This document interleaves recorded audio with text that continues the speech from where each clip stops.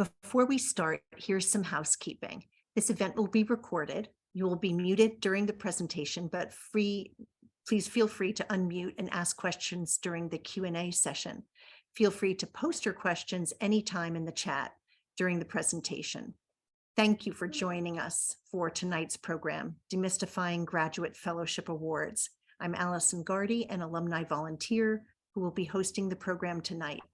This is the fifth time 1stGenYale Yale and the Office of Fellowships and Funding have teamed up to present information for you about graduate fellowship awards while you are students at Yale or have graduated.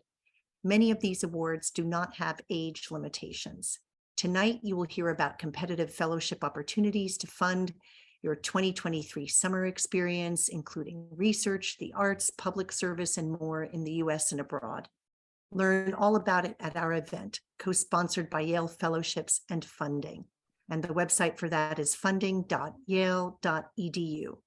Now it is an honor and a privilege to introduce Rebekah Westphal, Yale College Assistant Dean and Fellowships and Funding Director, who joined CIPE after 11 years in admissions, where she was Director of International Admissions for Africa and Europe. In 2019, she was awarded the Linda K. Lorimer Award for work on Yale College Safety Net. Rebekah is a Berkeley College Executive Fellow and first-year advisor. Thank you so much, Alison, and thank you everyone for joining this evening. It's really great to have so many folks here, and I'm very happy to have our panelists here with us this evening who will introduce themselves in a minute.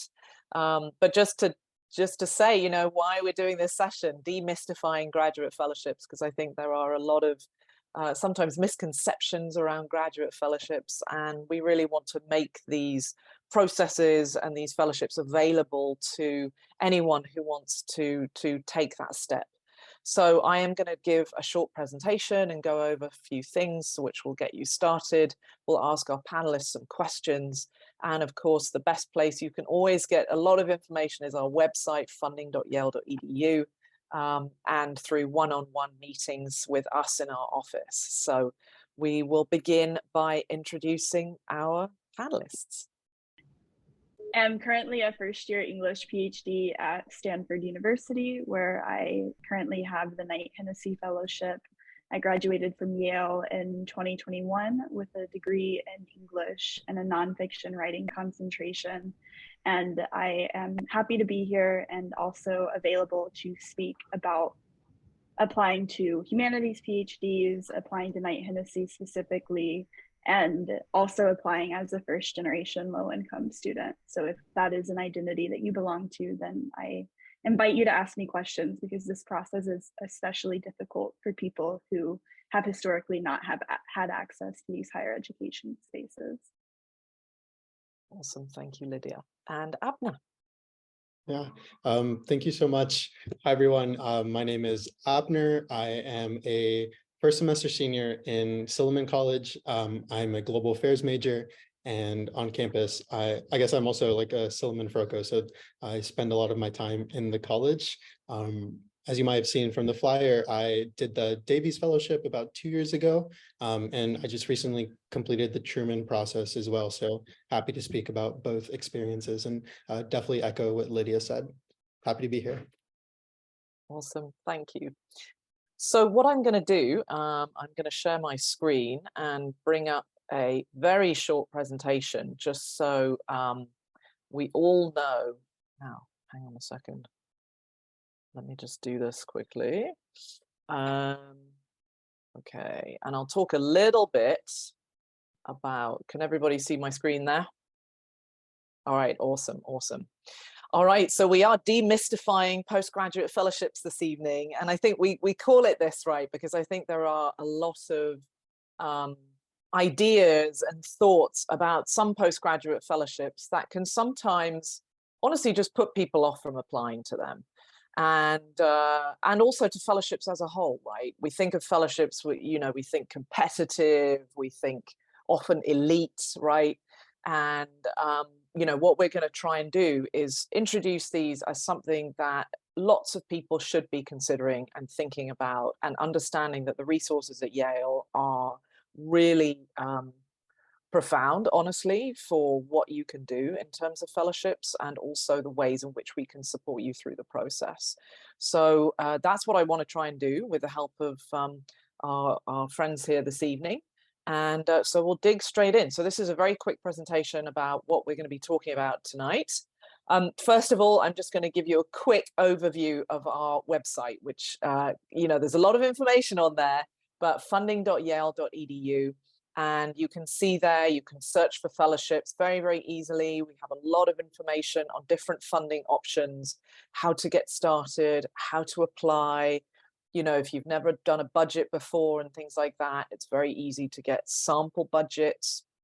We also have a lot of information, for example, on the International Summer Award, and it's actually now called the SEA, of course, the Summer Experience Award. And we have all of our info sessions on there, and also it's very easy to make an appointment.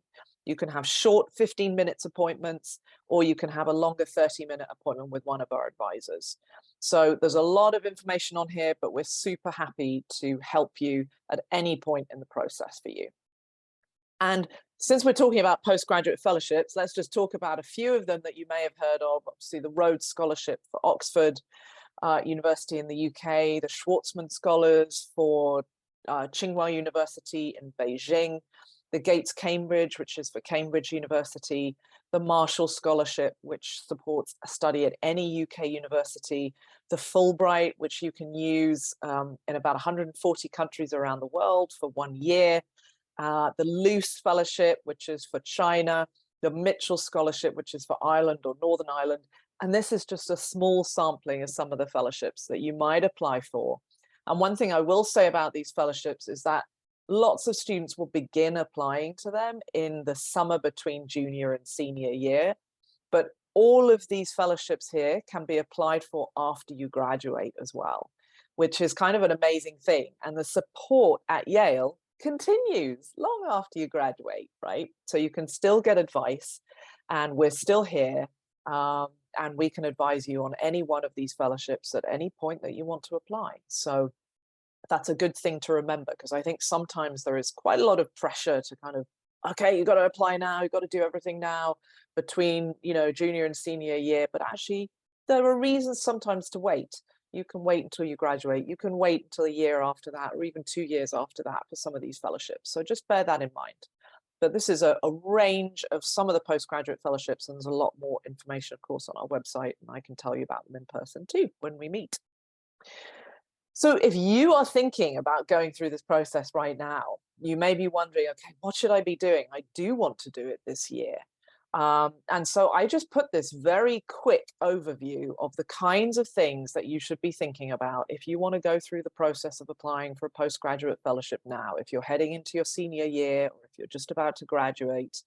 First of all, research your options, right? All fellowships for graduate school revolve around a graduate program. So you want to have that as the core of anything you're doing, and then think about the fellowships after that. So research your options. There's loads of information out there about different degree options and how you can build upon your Yale education.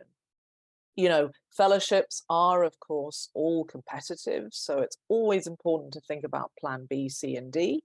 And I will probably ask some of our panelists to tell me what their plan B, C, and D was, because it's important to have that in mind too. And then, of course, you're going to be talking to possible recommenders, right? So you want to be having chats with people who might be supporting you through a letter of recommendation. And sometimes this is another reason to wait to apply, right? You want to strengthen relationships with possible recommenders, but you can always talk to them and get advice on different things. This is a good time to do that. Make an appointment to see me. My calendar gets very full over the summer. And so, we can talk through your specific situation, what your needs are, what your thoughts are, and try and find something that really fits what you would like to do. And I think that's where the kind of one-on-one advising really comes into play. And then just get organized, right? Keep track of what you're doing, make a spreadsheet, Keep track of all the people that you talk to, all the different fellowships that you're thinking about, all the different programs that you're thinking about, and try and keep track of that in some way. So this is just a quick overview if you are thinking about going through the process of applying to some of these fellowships in your senior year. This is sort of how to approach that process right at the beginning. So I'm going to bust a few fellowship myths because we are demystifying graduate fellowships. And I think sometimes a lot of students feel like, well, you know what, don't I have to have like a 4.0 to apply to some of this stuff, or like a 3.9 or something like that? No, actually you don't. There are some fellowships that do have GPA requirements. Those are actually Rhodes and Marshall, and the cutoff is 3.7, but it's 3.7 on the nose. All of the other fellowships that I told you about, and many others, don't have any GPA requirements. So this is, you know, I know that this puts students off because I think they sometimes think that they really need a high GPA, but it's actually not true. The odds of winning are too small. Yeah, small, but better than getting into Yale, let me tell you, especially now.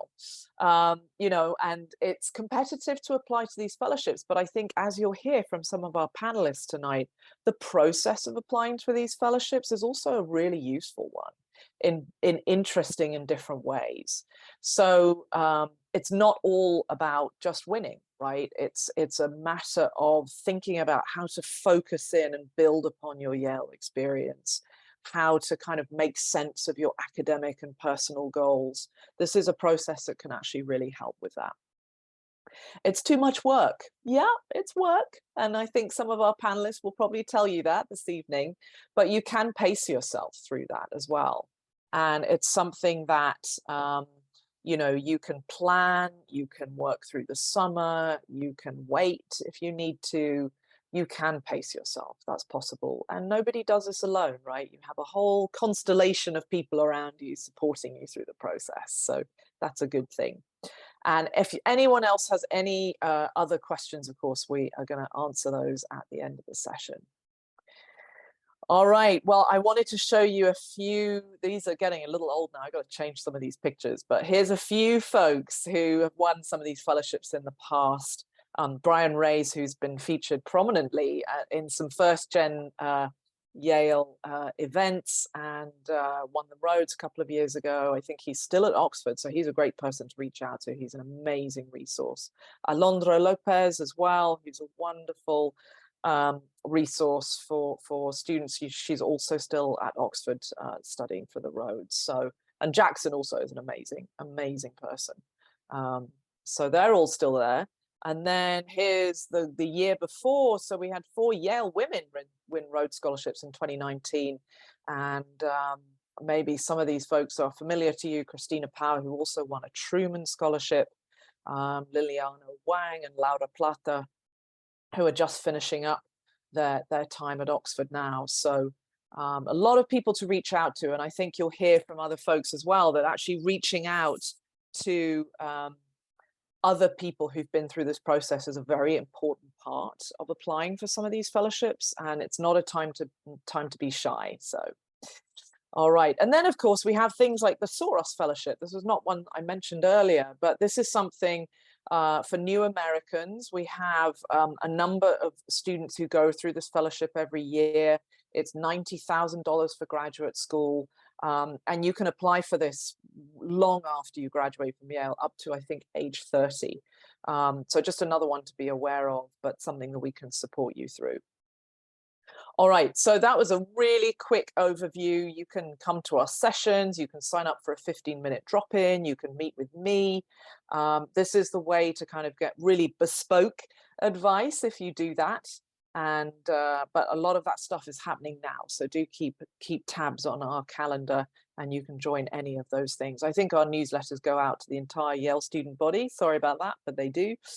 So just keep an eye on those as well. All right, so I think that's it there. So let's dig into. I'll stop my share now, and we have a few questions. Oh, it's Lisa being awesome and sending nice messages. That's great. Okay, so let's dig into a few questions for our panelists.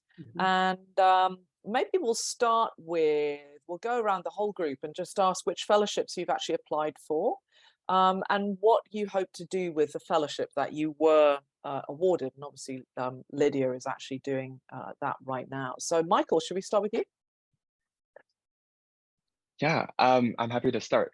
So I first started applying to fellowships my sophomore year. And I think it mainly started with thinking about what I wanted to do and trying to figure out ways to fund that. And so sophomore year, I applied to the Lyman Fellowship that's funded by the Arthur Lyman Center for Public Interest Law at the law school, and the Mellon Mays and Edward A. Boucher Fellowship to support underrepresented students in pursuit of graduate school and careers in higher ed.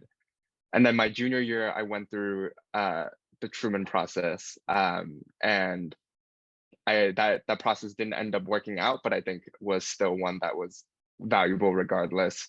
And then this past fall semester, I went through the UK postgraduate fellowships, so the Rhodes, the Marshall, the Caseby, and next year I'll be using the Marshall Scholarship to begin my first year at Oxford, pursuing a master's degree in migration studies. Awesome, thank you, Michael. Abner. I think also, like Michael, like I probably started applying to fellowships my sophomore year, mostly in a way to figure out, like, there were things that I wanted to do in the summer that I think were considered quote unquote non-traditional, and fellowships really were the way that I could see I could fund that. And so the first fellowship that I applied to was the Davies Fellowship, which is about $10,000 to self-design a project relating to peace and bringing peace around the world. And so I got to do a summer program in my hometown, and so that was a really amazing opportunity.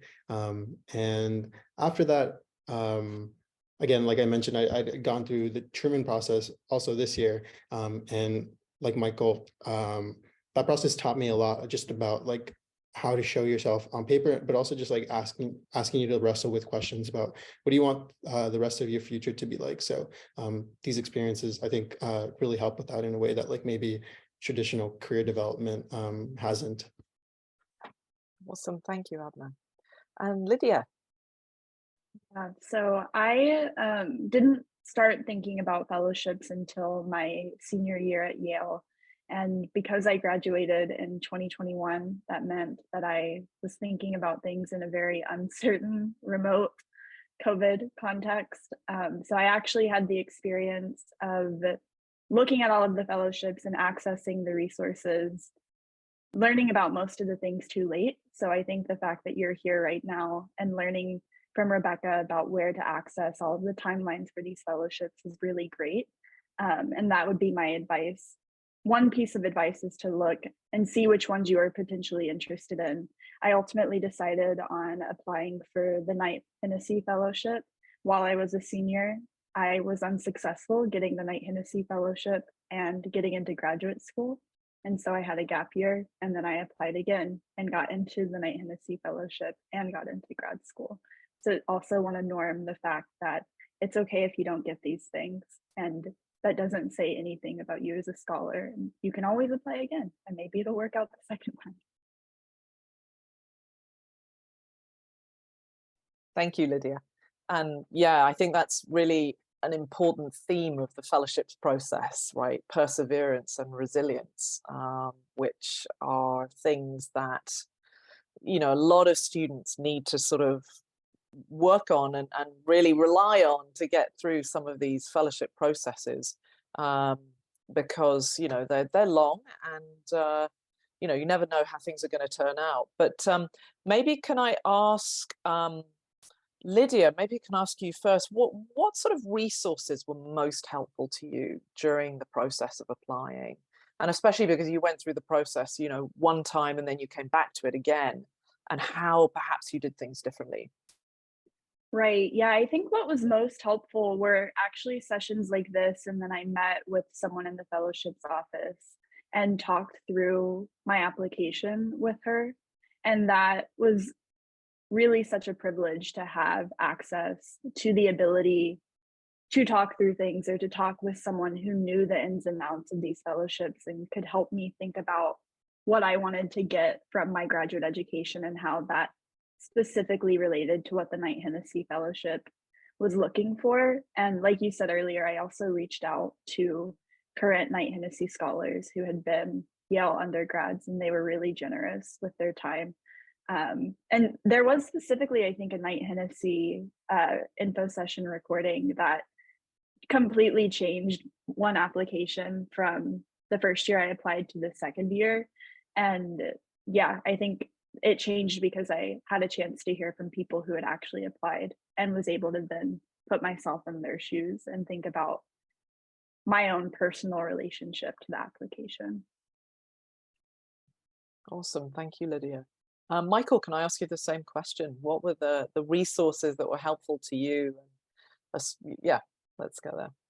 Yeah, of course. I mean, so many people. I think the like fellowships process, if anything, is just you and kind of a village of supporters helping you through the whole process. And for me, I think after my junior year Truman process, I was really hesitant to get into fellowships again, just because of the amount of time and energy that took. And I think I ultimately decided to pursue the UK postgraduate fellowships process after a bunch of conversations with my advisors, with mentors. And so, you know, the kind of list of people that Dean Westphal mentioned earlier, like I spoke to, like, I think maybe half of them. They were all super generous with their time and gave great advice. Dean Westphal herself and the fellowships office were so incredibly helpful in kind of just like thinking about timeline and situating yourself in the process.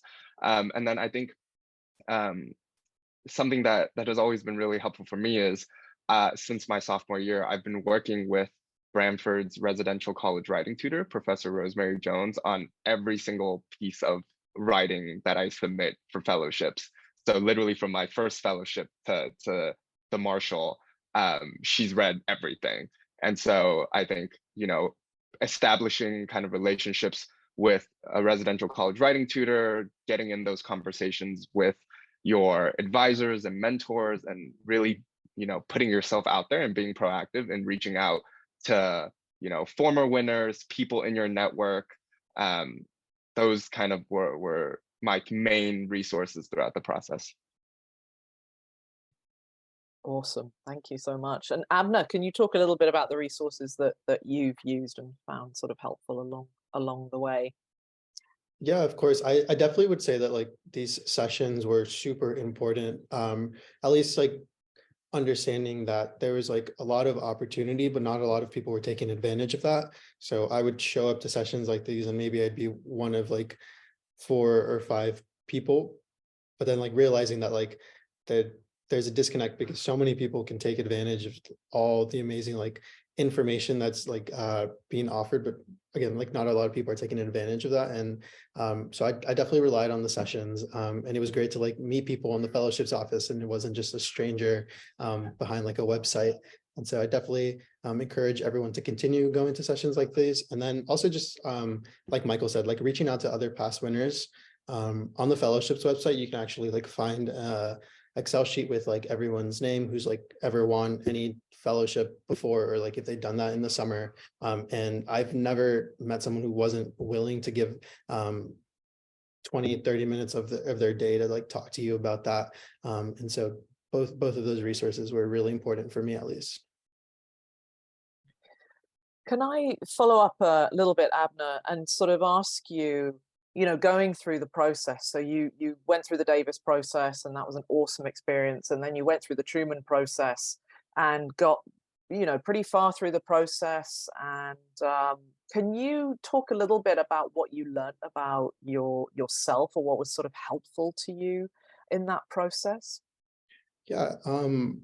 So I'd never tackled any application that big, probably for both of those fellowships since like applying to college. So I think one, realizing that it actually is a pretty big commitment deciding to apply to something, any of these fellowships really. And the beauty of it, at least that I found, is as a person, you change so much year after year. And so I like could feel myself at least going through the Truman process this year, realizing like how much my values and what things were important to me and how those changed from 2 years ago or the year prior to that. And so it was useful in terms of just figuring out, again, like what kind of future do I want for myself, specifically referring to like graduate school. And those are just conversations I wasn't having with my friends on a day-to-day basis. So it was nice to have a piece of text that I was like just in conversation with, like asking myself that on an evening after like finishing my homework and stuff. So I felt like I actually grew a lot as a person and probably was more prepared to apply to graduate school now than I was a year ago. That's awesome. Thank you. Lydia, how about you? How did things sort of change for you, particularly having gone through that process twice, and maybe your approach was slightly different the second time? Could you talk a little bit about that? Yeah, so I think the first time I had applied, I was a senior at Yale, completely immersed in coursework and trying to balance sorting out going to graduate school and completing the graduate school application on top of completing a fellowship application. It's a heavy workload. And so that's something, if you're considering going straight from undergrad to graduate school, to keep in mind, and to also think what specific things you would need to have to be able to do that. For me, for example, I needed a 20-page writing sample that I didn't have. And so at the same time that I was trying to figure out what my long-term goals were for graduate school and who I saw myself as a scholar, to be able to articulate that for my graduate school application. Knight-Hennessy's application was specifically interested in me as a person and my values as a scholar, and how I saw that intersecting with the specific values that Knight-Hennessy was invested in. And so one piece of advice I would encourage you to take from that is to really think of your two applications, your graduate school application and your fellowship application, as two separate things that have very different questions for you to ask yourself. Like, who do you want to be as a scholar through the graduate school process? And how do you see the specific fellowship programming, that community, that cohort, as supplementing that process? Or how do you see your own interests intersecting with that? And so that was my initial approach. And like I said, it was kind of a whirlwind. And because of deadlines being in December and finals being in December, there was a lot of throwing together of things. And then when I was rejected across the board, it was pretty devastating to think that I had poured so much of myself into these applications to only have them be unsuccessful. And so then I took some time and I thought again about what I wanted, and ultimately decided to return again to the exact same application. So to apply to Knight-Hennessy again, I still wanted to go to Stanford. I still wanted to do an English PhD. And so I re-articulated my goals specifically as they were outlined by the fellowship criteria. So what Knight-Hennessy was looking for and how I saw myself as fitting into those criteria. Thank you, Lydia. And yeah, that is something it's quite, I talk a lot about with students, is sort of finding the right fit in terms of the fellowship and making sure that you can align your sort of goals, both personal and academic, with the ways in which they are looking at candidates. And they're because a lot of these fellowships has very specific criteria. And so you really need to make sure that this is not a sort of square peg, round hole situation. So, but you really feel like, yes, I align with this, and I feel, I can fit really well. Michael, you want to talk a little bit about sort of what you learned going through this process, especially because having gone through the Truman process, and then sort of picking up again, right, with another big application, and how you kind of got to the point where you felt, yeah, okay, I can do this again. So what you learned through that. Yeah, I think if anything, I've learned that fellowships are a marathon and not a sprint. And I think in some ways, I'm still kind of finishing up my UK fellowships process, because there's now this whole like student visa process that needs to happen. But I think it's important to recognize that these are months-long processes, and that a year ago, I was on this Zoom as an audience member, and then immediately afterwards setting up a meeting with Dean Westphal, and then spending the summer kind of drafting my essays, and to really think about, kind of setting up support networks along the way, right? And I think for me, what was really helpful was figuring out, what works best for me, and kind of like what my schedule looked like. So I'm sure, as Abner can relate to, the beginning of the fall semester, when we had to submit our applications for the campus endorsement and go through interviews, was also happening simultaneously with FROCO training. And so I would have to like run to drop off my FROCO group at an orientation event, and then sprint back to my room and change and go on an interview with the campus endorsement panel, or having midterms fall during specific application deadlines. And so being cognizant of kind of like what that timeline looks like, building in buffer time for you, knowing that sometimes life happens, and suddenly events will come up and you'll have other obligations as well, but also just like having that support network, whether that's checking in with your advisors and the fellowships office frequently, whether that's setting up appointments with YC3 or Yale Mental Health and Counseling, and kind of like going on walks, meeting your friends for coffee occasionally. There's like I think things to help you realize that while you're going through this fellowships process, that's not the only thing going on in your life, and that it's important to take time away from that and come back with a pair of fresh eyes. Yeah, that's right. I often equate kind of going through the fellowships process in the summer, at least for some of the, Rhodes, Marshall, Mitchell, Fulbright, as sort of taking an evening class a little bit. So that it's something that you're constantly kind of attending to as you make your way through your summer. So, we're doing this presentation with 1stGenYale. I think it would be awesome if all of you could give sort of your best advice to anyone thinking about going through a fellowships process, what you would have liked to have known, for example, before you started, and what you would want to, in some sense, sort of say to yourself now, or a year ago or 2 years ago, as you were going through that process. So Abner, why don't we start with you, and if there's any advice you would like to offer to the group? Sure. I mean, the first thing that came to mind is just like, as like basic as it sounds, just like reaching out to people.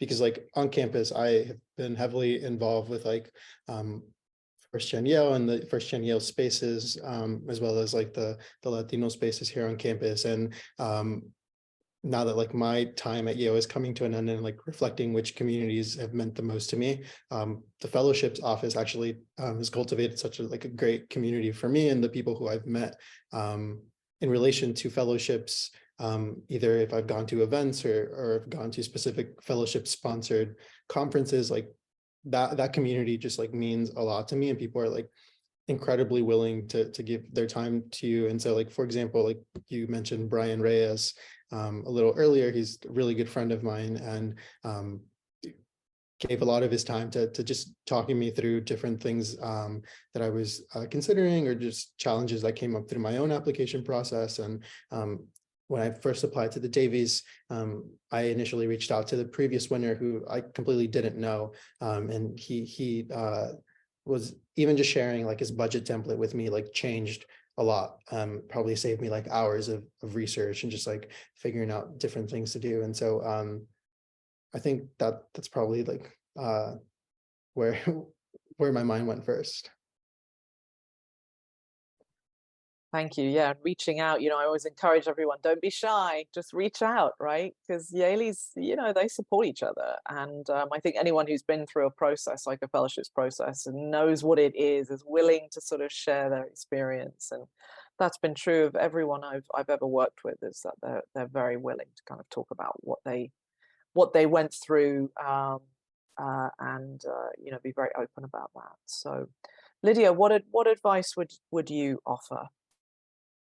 Yeah, I think, like I mentioned at the beginning, I went through this process as a first-gen low-income applicant, originally from rural Texas. And so I want to norm, if you are feeling imposter syndrome or feeling like these fellowships are not accessible to you, that there is space for you, and that there is, like, if this is something that you want to do, then there are people like you who have the similar identities, who want to create more space for more diverse students in these fellowships.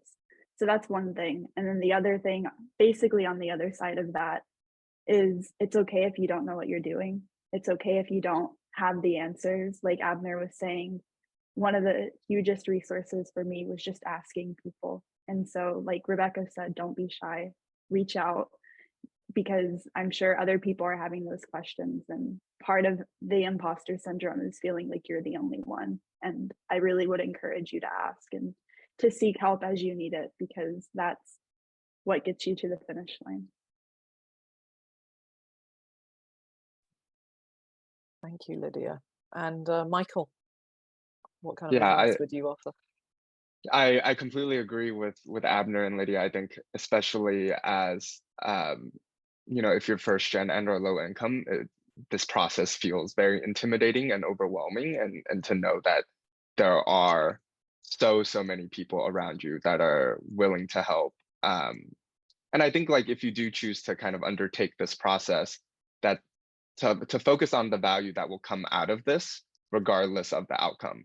And I think, right, I think a lot about how stressed I was during the Truman process and how disappointed I was when it didn't work out. And I think what I didn't realize at that point was that a lot of the essays and writing that I had done, I was able to adapt for the UK postgraduate fellowships. And then those pieces of essays, I was then able to adapt for my application to Oxford. And so I think even if you don't receive one of these fellowships, the kind of like process and journey that you go through, getting to know your advisors and letter of recommendation writers better, getting to know yourself better, getting to understand what your goals and hopes for the future are, I think are just as valuable as winning or receiving one of these fellowships. Awesome, thank you. I think we have some questions that have come in. And Lisa, I don't know if you want to jump on and let us know, but there is one in the chat already from Lydia. Question for the applicants who were initially rejected from fellowships. Can you give examples of how you pivoted to turn your application into a successful one? So Lydia, maybe I'll ask you that question. Yeah, so hi Lydia. Part of my secondary application process was determining how much of my materials I would reuse, and also what my strategy would be and how it would be different moving forward, given that I wasn't successful the first time. So like I mentioned earlier, I think the thing that made the difference for Knight-Hennessy specifically, and I don't have any proof for this, but I would, knock on wood, bet some money on it, is that I really, really, really thought about myself, my aspirations, my goals, my background, my experience as it relates to Knight-Hennessy's 3 criteria. And I went a little type A with it and actually ranked for every single part of the application, which thing I wanted to emphasize there. And that was helpful in the sense that, like Rebekah mentioned earlier, I was really tailoring my application for Knight-Hennessy to what Knight-Hennessy was looking for, thinking about how I fit into Knight-Hennessy's criteria and how I thought I would benefit from having access to that community in addition to the fellowship funding. And then the other side of that I also want to flag is part of applying again was, having to reckon with the fact that I could also be rejected again, and what would that mean for me? And how much of my application did I want to shift to make it more likely that I would get in. And I ultimately made the decision that it was more important for me to be truthful to myself and who I was as a scholar and who I wanted to be in the future, and let that decide if going to Stanford, pursuing a PhD, having the Knight-Hennessy Fellowship would be in my future. And that worked out. So happy to talk more too if people have specific questions. Thank you, Lydia. There's another question which maybe I'll put to Michael. What is the recommended very first step? Where should we start? Yeah. The very first thing. The very first thing, I think the very first thing should be going on the Yale Fellowships and Funding website and setting up an appointment with one of our lovely fellowship advisors. I remember when I started the UK process, I had an initial meeting with Dean Westphal, and we kind of just talked through timeline, first steps, talking to advisors, looking at programs. But I think it's always a good first step to see kind of like what your options are, and a conversation with the fellowships office is always helpful. Yeah, and if you can do a little bit of research first, it helps guide the conversation too, as you were saying, Michael. So there's another question here. Did you use professional references instead or in addition to academic references? And if so, is there anything you recommend asking a professional reference to consider in their recommendations? And of course, I'll just say many of the fellowships require that you actually use both academic and what we call sort of character references. So a professional reference, for example, or character reference may talk a lot about leadership. They're definitely not going to be referring to academic things. So sort of specific anecdotes or examples of how you've shown strong leadership and the kind of person that you are generally. A lot of fellowships will ask for that. I don't know if any one of you wanted to add anything else to that. I can just add a bit because I did use professional references for my Knight-Hennessy application. One piece of advice is to tailor your references to the specific fellowship. So when I was considering who I would ask to recommend me for Knight-Hennessy, I was thinking about the people who would be most aptly suited to talk about the things that Knight-Hennessy was interested in. And those professional references were not the same people who would be able to talk about me as a scholar. And so also recognizing that different types of references are better suited for different types of applications. Thank you. So there's a few other questions here coming in. How can the Office of Fellowships and Funding help me, alum versus student? So we actually help a lot of alumni who come through, and we offer advising the same as we do to any undergraduate. And there are certain fellowships where it's actually required that you work through our office, especially if the fellowship requires nomination. So for example, something like a Rhodes or a Marshall, alumni applying for those always have to work through our office. So the level of support is exactly the same. There's a special link, appointments for alumni, which you can get to on our website. Then another question, how many applications should I apply for? Well, I'm going to give my answer, and then I'll ask maybe Michael as well, how many applications he went through. But I sort of say, it depends what you want to do, but you want to keep things within perspective and be somewhat judicious, right? I wouldn't apply to everything. Over the course of your senior year, for example, you might end up applying to kind of 4 or 5 different things.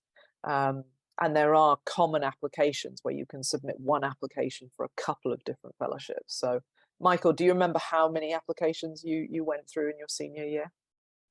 Yeah, I think I went through 3, and that decision was made based on the specific graduate program and university that I wanted to attend. And so I think when you're thinking about the UK fellowships, there's so many, but to kind of decide based off the program you want, and to think about, which universities offer that program. And for me, migration studies, I was attracted to the migration studies program at Oxford. So the 3 fellowships that I did apply to all would have funded me for that program. Awesome. So quick question here, does the award include room and board, travel back home, tuition? And, you know, it depends which award, but something like a Rhodes or a Marshall or a Fulbright would include everything that you need. I think the Knight-Hennessy is pretty comprehensive, Lydia. So yes, and awards like, for example, the Soros or the Truman. The Truman is a $30,000 award, which goes towards graduate school, right? It doesn't cover the entire thing. And the Soros is $90,000 towards graduate school. So there are awards like that as well, but they vary a little bit. And then a follow-up for Abner: how can I find and connect with current and former postgraduate award recipients? So do you want to talk a little bit more about how you did that? Yeah, I mean, I mentioned earlier that there's a Excel sheet that you can find on the fellowships page that not only gives you like the names and contact information of who has won what specific fellowship in the past year, but they also just generally show you what internships people have done in that past summer. And so every summer you get an email saying, can you fill this out, please? And it goes towards that. And so at the beginning of each year, I have made it a practice to just browse through that, bookmark it, because it becomes useful. And then on a lot of other fellowship websites, one of the great tools that they have is that you're able to look up winners from like institutions or from particular states or countries. And so that also is useful. And then the third one, I think, is LinkedIn. As nervous as I am of reaching out to people on LinkedIn, cold message like that, it definitely has come in handy. If so, just to browse on a person's profile and see if I mean, chances are if they've done one fellowship, they're probably familiar with other ones. And so it's pretty nice to see sort of what someone's trajectory might be in that way. So those three would be like great ways that I think are pretty accessible and great ways to start learning about the fellowship process. Awesome, thank you. There's a question here for Alison. How has reaching a Fulbright impacted your life?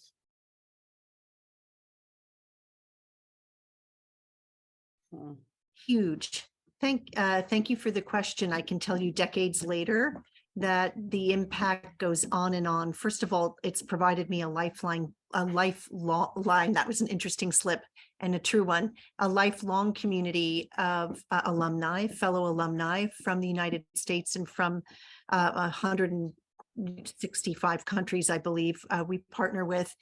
We have ongoing events. So this is an ongoing, vibrant community that crosses generations as well as geographies. The work I did, the chance, to get a grant is to feel that you have a kind of vote of confidence, and Fulbright is a federally funded grant. So it felt like my country was saying, go ahead, go explore, and we care about what you think and what you perceive. And it gave me confidence to take unusual paths and to get off the trodden path. So I'll stop there, but thanks for the question. There's a question here about what some of our panelists plan to do after their postgraduate fellowship. So Michael and Lydia, can you talk a little bit about that trajectory? Lydia, what's your hope after you finish with the Knight-Hennessy? So the Knight-Hennessy Fellowship is for 3 years, and I'll have another 3 years of the PhD after that. So after the PhD, though, I'm hoping to pursue a career in academia as a professor and writer. So, Michael, what's your plan after your time at Oxford? Yeah, after 2 years in the UK, I'm hoping to come back to the States and do law school. But for now, I'm just trying to finish up my thesis. Abner, what are your postgraduate plans at the moment? Well, after I graduate, there is a fellowship that I'm interested in that's California specific. And so the way I found that was just realizing that like I want to be in California after I graduate and I want to work in government there. And so my like search process then was California government fellowships, and a couple of nice ones that seemed interesting to me. So I'll probably pursue one of those. Awesome. So a few questions about how you know, what kind of jobs, careers do Yaleys pursue post these fellowship awards? I mean, I think you guys have answered that a little bit. So I wonder if there are any other questions that people want to put in the chat, or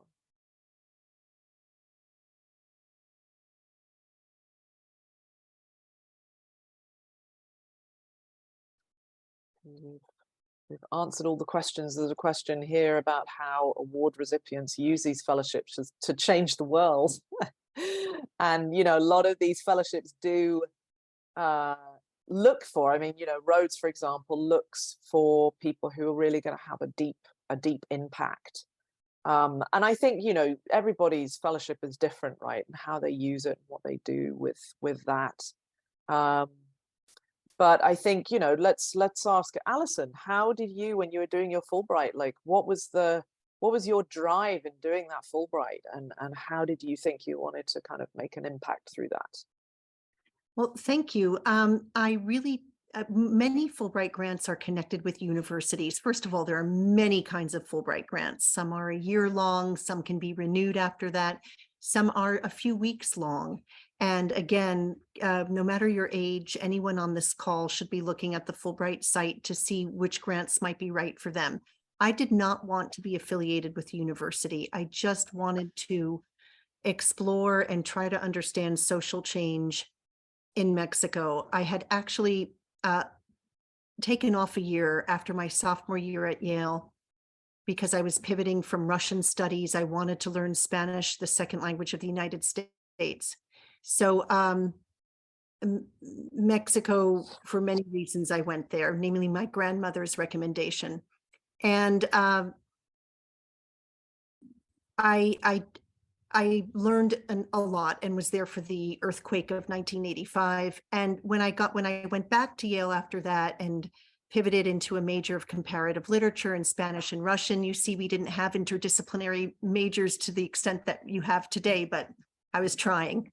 After I graduated, I went back, and the opportunity to really just use my intuition to find my way led me through chance to a 3-generation family, rural migrants who had come to the outskirts of Mexico City, to Ciudad Nezahualcóyotl, to make a better life for their family and to develop and understand their stories. So there are many creative possibilities within the Fulbright grant. If you're an artist, a dancer, a musician, a writer, a scholar, journalist, administrator, Rebekah, you should consider a Fulbright grant at one point. Okay. Thank you, Alison. And then the last question, we'll just wrap up with this. So, you know, encouraging people, you know, definitely everybody who's here on the session to encourage to come and see us in the fellowships office. And I think Michael said, like, that's the first step, right? You just come and see us, like, just make an appointment, and we're available all summer long, right? We do Zoom appointments all summer long. And starting tomorrow, just start digging around on the website, start talking to people, start exploring different options. And it may feel overwhelming at the beginning, but there are plenty of people who can help you kind of narrow your focus. And I think that's where things can get a lot more manageable once you kind of narrow down a little bit. But I think we will wrap up there. And thank you so much, everybody. Thank you, Michael. Thank you, Abner. Thank you, Lydia. And thank you, Alison.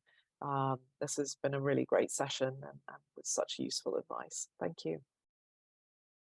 And Rebekah, if I may just quickly invite everyone here to join our 1stGenYale conference students session, 1:30 p.m. to 3:30 p.m. on Saturday, April 29th. You can meet and network with Yale alumni, and I will paste the registration link in the chat. The people, the alumni coming, will be thrilled to talk with you and have, again, a lot to offer. Great, Oops, thank you. I think I just sent it. There we go. Thanks Okay. for that plug. All right, well, I think we'll wrap up there and we'll say goodnight to everybody, but thank you again to our panelists.